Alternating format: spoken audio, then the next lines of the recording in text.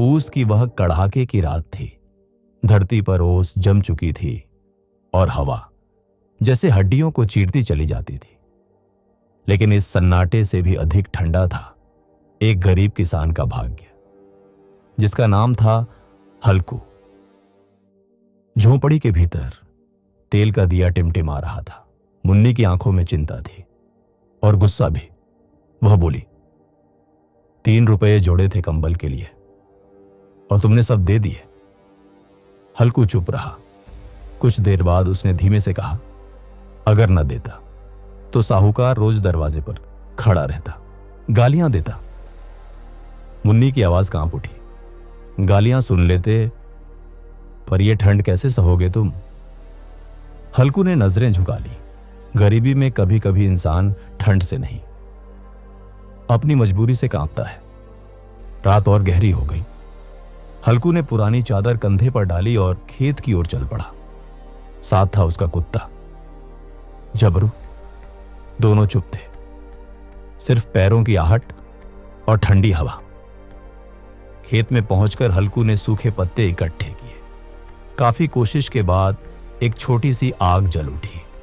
उस आग की लौ उस रात उसके लिए सूरज से कम नहीं थी। वह हाथ सेकते हुए मुस्कुराने की कोशिश करता है। जबरू, अगर एक मोटा कंबल होता तो आज राजा होते हम। जबरू उसके पास सिमट जाता है। कुछ देर के लिए जिंदगी इतनी भी बुरी नहीं लगती।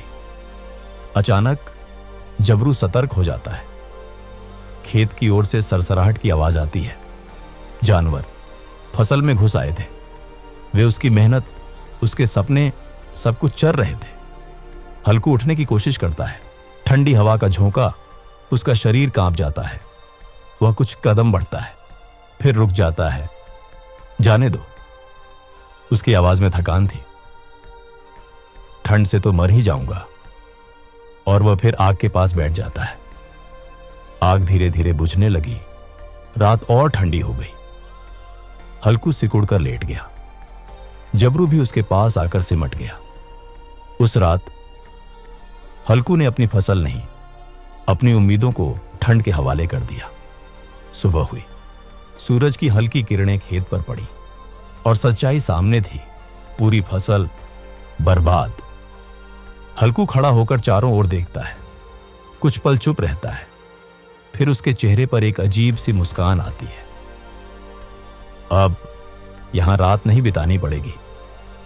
कभी कभी नुकसान भी राहत बन जाता है, जब इंसान लड़ते लड़ते थक जाए।